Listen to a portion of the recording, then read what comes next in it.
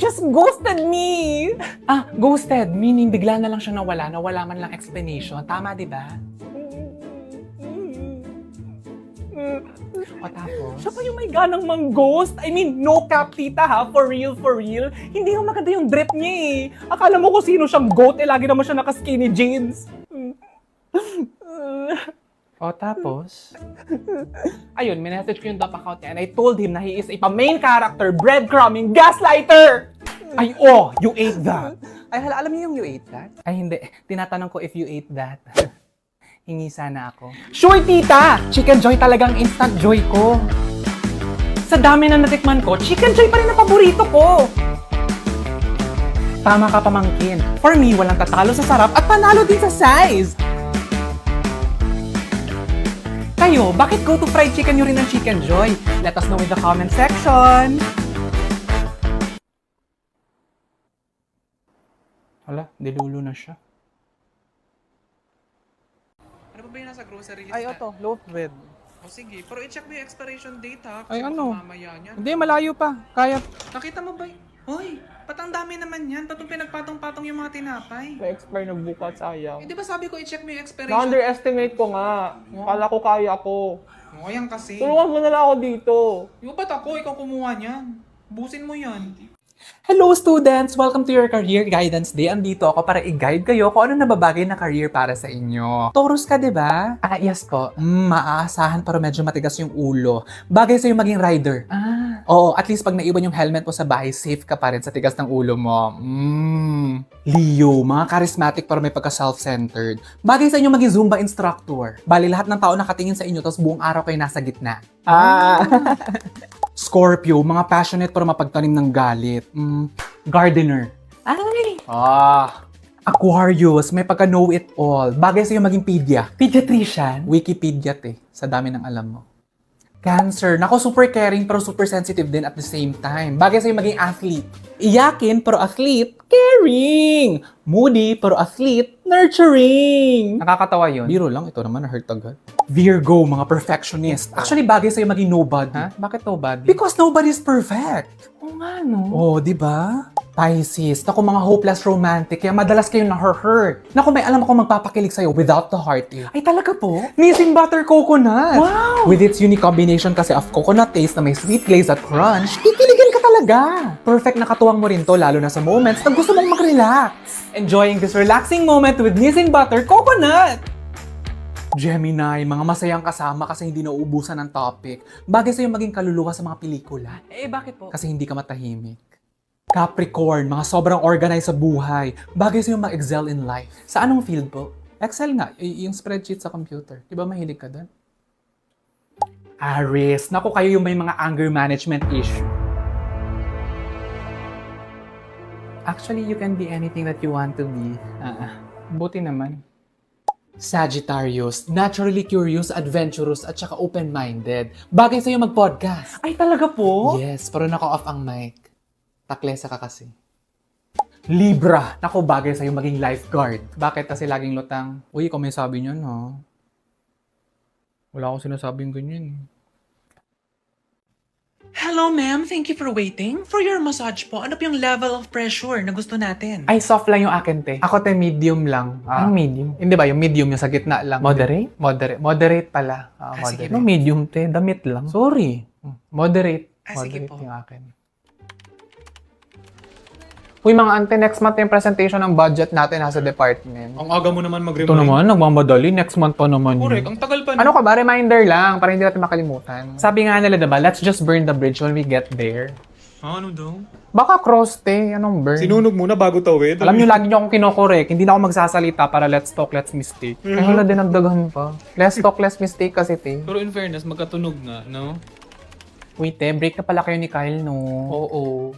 Uy, pero na-promote ka naman sa work, di ba? Ay, oo. Ay, oo nga. Ang daming nangyari sa buhay mo ngayon. Anong nararamdaman mo? Parang mix and match eh. Baka mix emotions, te. Baka mix and match ka naman. Jollibee lang. Oo, Jollibee nga. Bet ko mag-Jollibee mix and match to celebrate! 미니미니 많이 뭐 안녕 libre ko na kayo. Kasi up to 42 sulit sarap combos that starts at 78 pesos lang. Ay, favorite combo ko dyan ang Yum Burger at Soda Float combo. Ako naman, 1-piece burger steak at peach mango pie combo. At dahil available na ang nuggets sa mix and match, dun ako sa 4-piece chicken nuggets with dip at Choco Sundae combo. Ay taray, kahit may pinagdadaanan yung puso, Jollibee mix and match lang tayo. Kayaan mo na yan, te. Lalaki lang yan. Always remember, you are worthless. Baka priceless, te. Ang worthless, walang halaga. Ang priceless, walang presyo. O, diba? Pareho lang? Oo nga, no? Girls, bakit kaya ganun? I mean, look at us! Ang gaganda natin. Tapos sobrang successful pa, sobrang talino. Pero bakit ganun? Lagi na lang tayong malas pagdating sa love. Well, I don't know. Probably guys are just intimidated by our intelligence. Ay, basta ako okay lang sa akin na hindi ganun ka-smart. Liar, yung huling boyfriend mo nga, sinupalpal mo. Ang sabi niya kasi na the best way daw to a man's heart is through his stomach. So sabi ko na, no, it's through his chest. We cut through the breastbone and then that's where we access the heart. Naglalambing lang kasi yung tao, te. Ba't mo naman pinag-board exam? Ay, wow, galing sa lawyer na hiniwalayan ng jowa matapos mong hindi tanggapin yung love letter niya. Hindi ko tinanggap kasi hindi nakanotaryo. Love letter lang, te. Papanotaryo mo pa. Of course! If a document is not notarized, it's just an emotional hearsay and not a commitment. Over. Galing sa English teacher na hiniwalayan ang jowa kasi hindi magaling umintindi ng English. Eh kasi naman, ang simple lang nung tanong ko sa kanya, what's your love language? O tapos ano yung sagot niya? Tagalog daw. Hindi niya nag-gets yung tanong. Ay wow, tawang-tawa yung dentist ang hiniwalayan din ng jowa matapos mo siya bigyan ng toothpaste ng mansari ninyo. Eh wala naman kasi talaga ako mini-min nun. Importante lang kasi talaga sa akin na ma-prevent ang 8 top oral care concerns. Kaya niregaluhan ko siya ng Colgate Total! With Colgate Total kasi, it helps provide active prevention against atop oral concerns even before they start.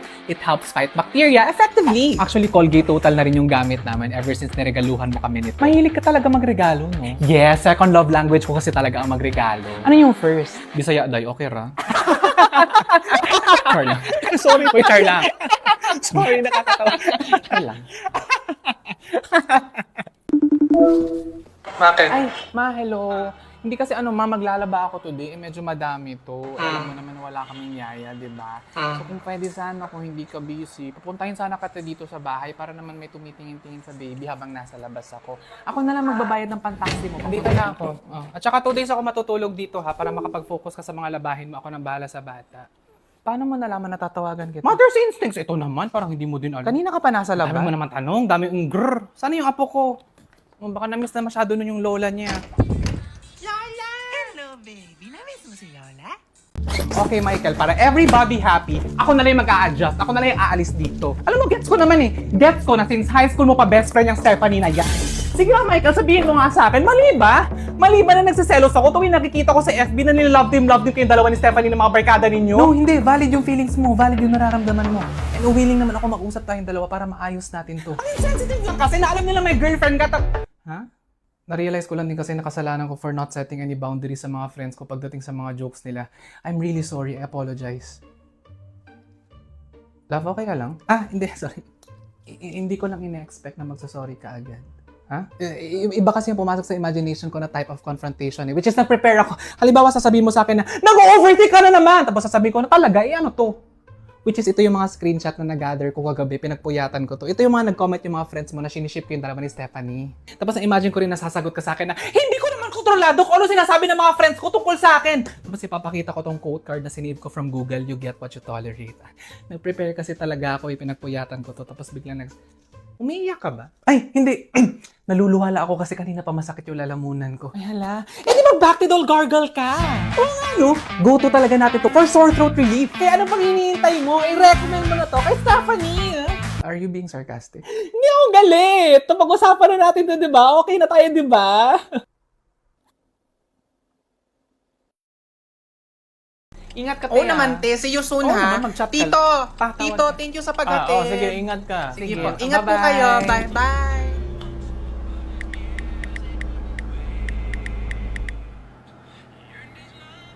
Nak, sino yun? Pa, si Chelsea yun. Best friend ko. Nakailang punta na yun sa bahay. Ganun ba? 30 minutes kinag-usap, hindi mo siya naalala? Chelsea. Si Chelsea. Classmate mo yun sa St. Lourdes, di ba? Pa sa St. Mary's ako nag-aral. Sino nag-aral sa St. Do you even know kung kailan yung birthday ko? Oo naman, alam mo. Okay lang. Within this year. Ay wow, munti ka na tumama dun pa. Congratulations. March. December kasi. Hindi, March ka namin ginawa ng mama mo. Yak pa! Ba yun? Yes ko na mama mo. Uwi na tayo.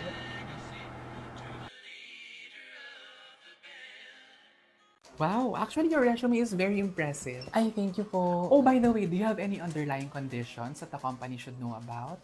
Isang iced coffee po on my desk first thing in the morning before my shift starts and then another one sa hapon after lunch. Oat milk sana if it's not too much. Ano ba yung mga condition ko? 5 leaves po with pay monthly. Tapos on top of that, meron po Underlying health condition kasi te, medical condition, may asthma ka ba, may maintenance ka ba, mga ganon. Ay, hala, sorry. Kaloka ka, hindi ka pa nga hard, pinaplano mo na yung retirement mo. Sana nilinaw mo? Ay, wow, ako pa talaga. Uy, grabe, Tino, ang aga na natin mag-bonding ngayon. Dati naman sa inuman lang tayo lagi nagkikita. Oo nga pero alam mo ba, matagal ko na iiwan yung buhay na yun. Correct, graduate na tayo dyan. Tumpak, shot mo na. Alak lang te, meron din ako. Oo nga pala, sorry. Ikaw kasi bringing up mo pa. Alam mo naman, gunner ako dati. Justo, di ba? Ay, Zay, ginawa kita ng drink, tikman mo. Ayan. Ay, wow, thank you, ha. Ang gagawin mo lang is ihalo mo yung espresso sa... Inuman, te. Ay, paano ba dapat? Ihalo mo kasi dapat yung espresso sa gatas. Ice coffee kasi yan. Sana sinabi mo agad. Gawan kita ng bago. Ay, te, paabot nga ako ng alcohol mo. Ito? Oh, yan. Catch. Yan. Ay, sorry. Pag mga bote kasi talaga may mga naalala ako. O ano, hindi masarap no? Be honest. Ay, hindi, te. Kaya ito maremedyohan. O, kita mo. Oh. Di ba? Tapos, lemon. Tequila shot lang, te. Naku, paano ba yan? Ang dami kong niluto. Andun sa kusina, tapos parating na yung friends natin. Ay, te, alam mo ba yung GrabFood group order feature? Alam, may ganun. Ang dali lang, ante, itap mo na yung group order sa